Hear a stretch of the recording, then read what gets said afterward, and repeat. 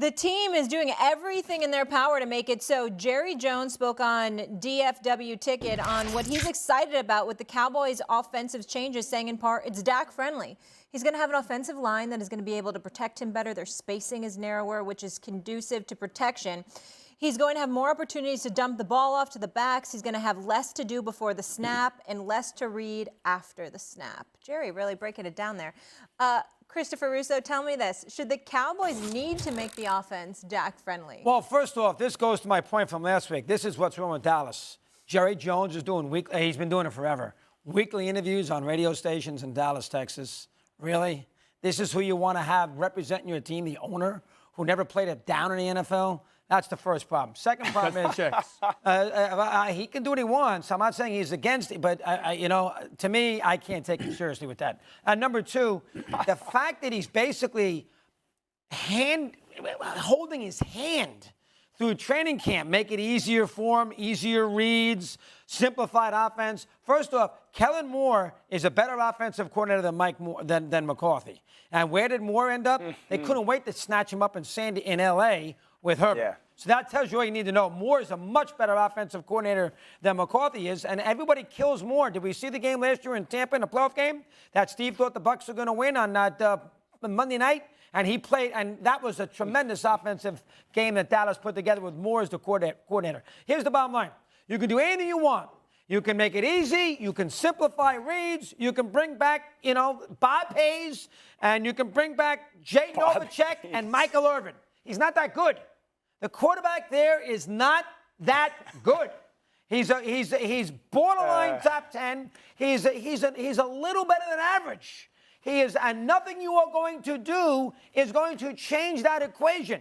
You can say all the right things in early August. We're going to do this. Simplify the offense. We have a new coaching staff. You could say anything you want. Dak Prescott is not that good a player. He's not that great. And there's nothing you are going to do to let Prescott take you to the next level. And in Dallas's case, that's a minimum an NFC championship game. That's the bottom line. And I pay no attention to what Jones says. One ear, out the other. How's that? Go ahead, Orlovsky. Mad Dog, I agree with a lot of the things you said. I want to address should the Cowboys need to make offense Dak friendly? So this is for not just Cowboys fans. Every offense should be quarterback friendly. We should not live in a world in the NFL where a quarterback is playing in an unfriendly offense. And the reality is, if quarterbacks do, more than likely that person putting that offense together is going to be fired. That's the nature of the job. So the Cowboys, yes, should need to make an offense that is Dak friendly. Guess what? Kansas City makes an offense that's Patrick friendly. And Buffalo makes an offense that's Josh friendly. And Philly makes an offense that's Jalen friendly. That's literally the job of an offensive coordinator. So there's nothing wrong with that. That is not Dak or Dallas-centric. Let's have a conversation about kind of last year with Dak briefly. So Dak threw 15 picks last year in the regular season, too many. And I remember multiple times saying, number one, he's not seeing the field as clearly as possible or that he has in the past. And number two, he was forcing the football. 8 interceptions out of those 15 in the regular season were on 3rd and long, unlikely to convert situations. An interception like this one, I remember saying this last year, Cowboys, get rid of all the choice routes and the option routes. You don't have a receiver that does it the same way. This is another one, miscommunication. So you don't have a receiver that does it the same way as Dak. I'm not absolving him of all his interceptions. Some of them are on him. I'm starting to get concerned about the things that I'm hearing in Dallas. This whole offseason, the owner comes out and says, or the head coach comes out and says, we're going to run the football more next year. That's a different way of saying we're going to take the ball out of our quarterback's hands. Now, the owner continues to harp on, well, we can't turn the football over. We can't turn the football over. We can't turn the football over. That's a fundamental part of football. And then Dak makes the guarantee, I won't throw 15 interceptions. I'm getting concerned, and if I was a Cowboys fan, I'd get concerned that my quarterback's going to start playing cautious, that my quarterback is going to start playing scared. And let me be real here. You ain't going to beat Philadelphia playing that way. And you're not going to beat San Francisco playing that way. Stephen A., I've seen this. I've seen it. I give you a story. In 2014 or 2015, I'm with Matthew Stafford, and he was known as a little bit of a gunslinger. And the coaches, rightfully so in some ways, are stressing, Matthew, don't turn the ball over. And a saying we hear all the time is, we're going to play great defense and we're going to play good special teams. And when a quarterback hears that long enough, you become cautious with the football and you become scared with the football. And I remember in midseason, Matthew not playing good, not being aggressive with the ball, and I had to go to the head coach and be like, if you don't change things, you're going to lose this guy mentally. You're going to lose what makes him the chance to be great. And I feel like Dallas is heading that way with Dak Prescott. I agree, he's a good quarterback, Mad Dog. He's had moments of really good. He'll never reach as good as he can be if this is the philosophy that they're going to build their team on in 2023. Dan, your thoughts on Tua picking up martial arts, jiu-jitsu, trying to fall better, this whole thing. Do you have concerns about what he just said there? I don't have concerns. I don't know if it's going to impact it, how he falls or if it's going to transform it. I applaud him for doing everything. Molly, I'd also say this. I know we met with the Monday Night Football crews, met with the NFL on Monday. Tua's wearing a very specialized helmet as well this year, one that is strictly made for quarterbacks. If you watch Tua's injuries, the concussions-wise, it's from the back, him falling and hitting his head to the back of the ground, which happens a lot for quarterbacks. They kind of transformed the helmet for him to have the ultimate amount of padding in the back or absorption in the back. So I think that could have as much of an impact, hopefully, as the jiu-jitsu. You know what? I'm going to simplify it, and I appreciate Dan's explanation. I truly do. Ladies and gentlemen, no matter what form of martial arts you're taking, I can't imagine anything that could prepare you for blindside hits, the hits that you don't see coming. When your neck snaps. I will never forget, and Dan, you'll know this when I say it. I was at a game for the Philadelphia Eagles years ago where Michael Vick was playing.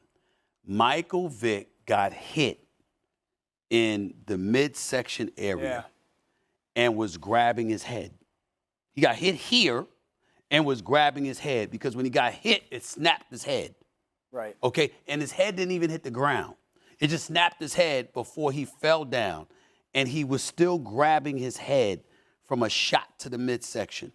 At some point in time, when you get knocked upside your head, it ultimately has a very, very negative effect, even when other parts of your body attack. If you're not anticipating or expecting, and you're not able to brace for the contact and the impact, your neck snaps, your head snaps. And that in and of itself can be damaging. What I saw happen to Tua last year, I don't think martial arts, jiu-jitsu, anything else, I don't think that's going to help him. I really don't. I hope it does. Yeah. I'm rooting for him. I love the kid. And he looks like he got a little bigger, too, which is good. So he'll be able to absorb some more punishment, one would surmise.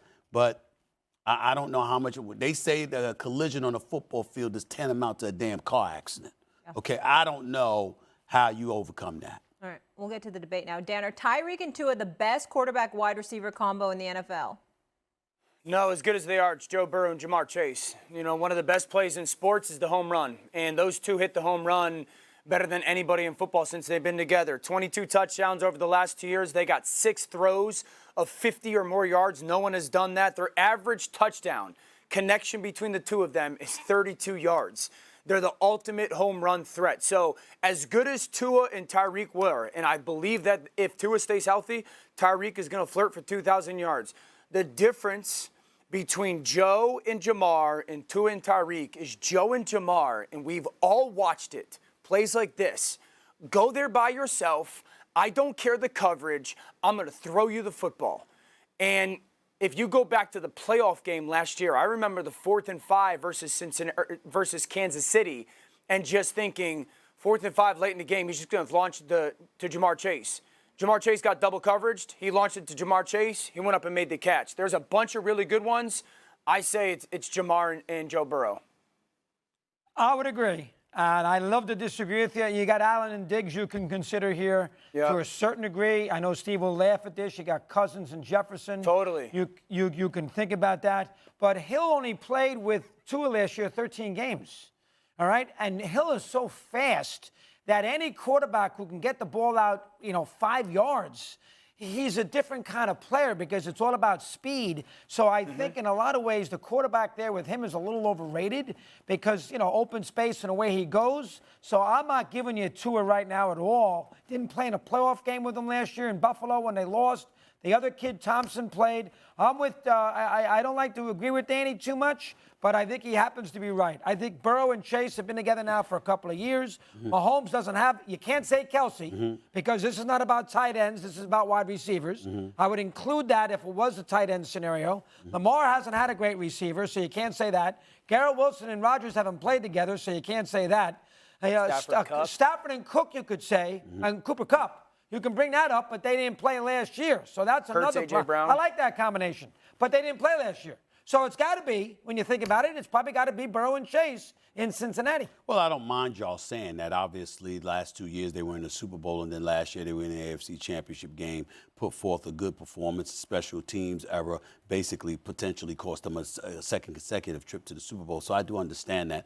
But playing devil's advocate here, because I do feel this way about Tyreek Hill, the cheetah, in Miami. Obviously, we got to look at Tua Tagovailoa and question his health. We understand that he's had about 4 concussions last season, as far as I'm concerned, at least 3 that I counted.